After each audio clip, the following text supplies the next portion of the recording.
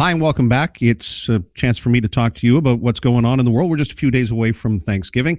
My name is Sheldon McLeod. This is Thinking Out Loud, presented to you here exclusively by the Saltwire Network. Thanksgiving this weekend, and as Dalhousie University's Agri-Food Analytics Lab says, they've done an investigation looking into what consumers intend to prepare to cook for the holiday, and they, along with the folks with Angus Reid, investigated what Canadian consumers are looking to do with their menu. And Dr. Sylvain Charlebois is with the Agri-Food Labs, and he joins us here today. And we always go through this big question. Are you a pumpkin pie guy or an apple pie guy? It depends how I feel, I guess. I can go both ways. What about you, Sheldon? I'm more of an apple guy. But Okay. In my house, it's usually, almost the pumpkin pie per person ratio is almost 1-to-1. So there's always lots of extra pumpkin pie. But Good. I'm more of a sweet than that savory, no pumpkin spice latte for me. We've got some challenges. And before we get going here, I know you were talking about trying to save some money, or perhaps people are being forced into saving some money. Just can you put this to rest once for all? The head of Sobeys says this isn't about profiteering. This isn't what's going on. The price at the grocery store is because of the world conditions, market conditions, other things. So first off, you said you could give a break if you want. You can hold the prices where they are. So what's going on with the price of the grocery store? Yeah, I mean, grocers are being criticized, and I wouldn't say it's not deserved, because we saw what happened with bread a few years ago, and of course there's been some abuse in the past, and so I think consumers have every right to be skeptical about what's happening.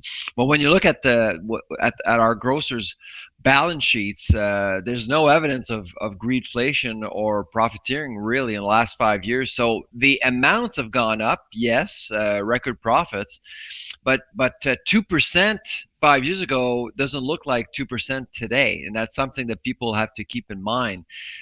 Basically, profit margins are anywhere between 2 to 4% in the last 5 years for all three major grocery chains. However, we do have concerns with some verticals, and so when the NDP actually is calling for investigation, we're supportive. It's just as long as the scope is appropriate. Yeah, well, I guess if we're looking at month over month or quarter over quarter growth, inflation is still at 8-9%. That's on top of the 8-9% last month, the 10% the month before. It's compound interest. I know we're not talking economies here, but we are talking about affordability, and it looks like people may be spending less when it comes to this Thanksgiving meal. What did you and Angus Reid find out? Well, so basically, we realize that a lot of people are thinking of making some menu adjustments for Thanksgiving. Unfortunately, almost a quarter of Canadians are actually thinking of doing that. In the Atlantic, it's actually a little bit below. It's at 19%, but still, it's a lot of people. A lot of people are actually impacted by higher prices at the grocery store. If you look at some of the mainstays for Thanksgiving dinner, turkey is up 15-16% year to year. Butter is an ingredient that is used a lot, almost 20%. Bread is up 13%. Potatoes up 22% year to year. So you got to approach your dinner differently if you want to save some money, or at least spend as much money as last year.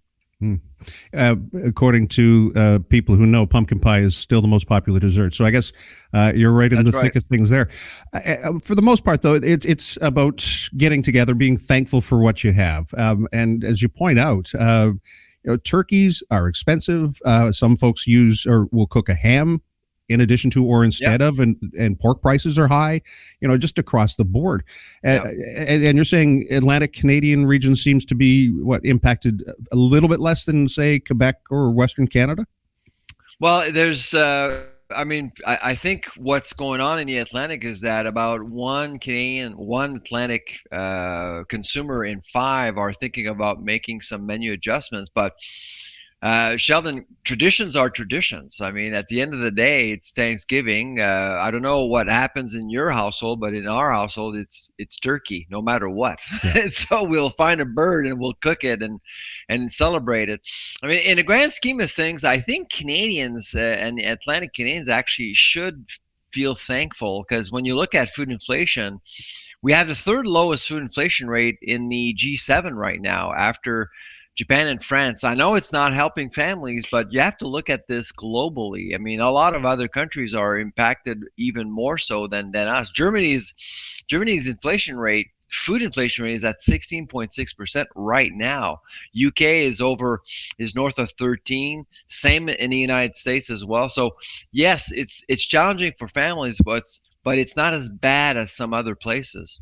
When you say think globally, act locally, which is a terminology we hear often, but if it's around the globe that there are challenges with supply chain and with food, I got to think that there is an opportunity here for local growers, local producers, because the price may now be a little more competitive than what it would have appeared in years past. Does that make sense? This is the thing that's going on right now, which is really interesting from a social science perspective, because organics have always been seen as financially out of reach for a lot of families, but now the margin between organics and conventional food has lessened, and same for local versus imported.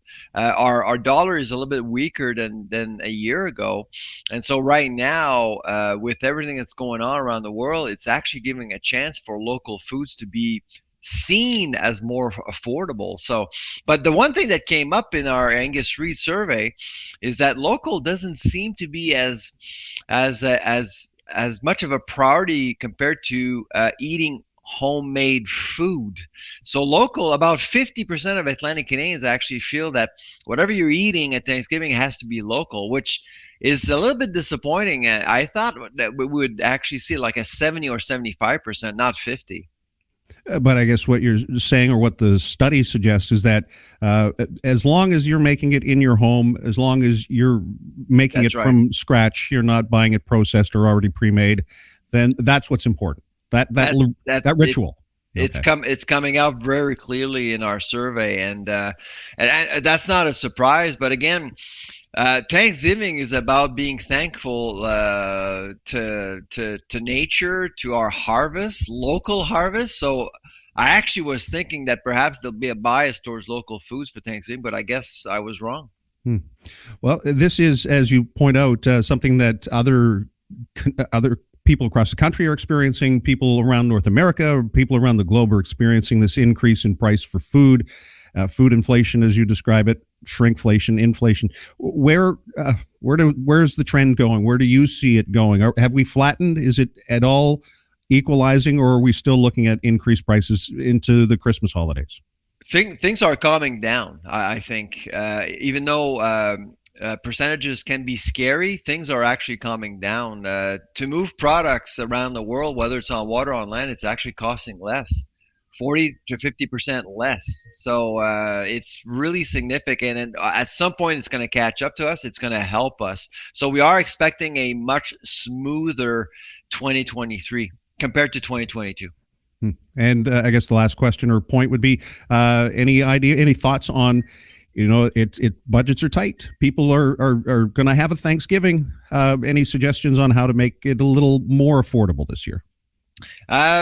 If you're into turkey, look for a larger bird. Sometimes grocers will offer you a better deal if you buy a larger bird, so the price could actually be lower per kilo.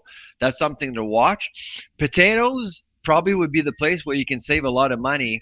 If you buy a bag of 20 pounds, it will last you for many, many weeks, and per pound it's less. So those are the things that I would probably consider for this weekend.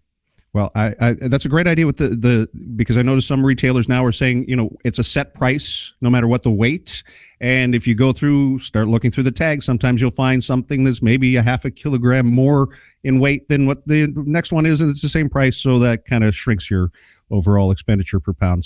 Or per kilo. Exactly.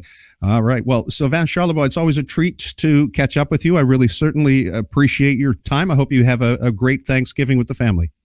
You too, Sheldon. Take care. Dr. Sylvain Charlebois, Director of the Agri-Food Analytics Lab at Dalhousie University.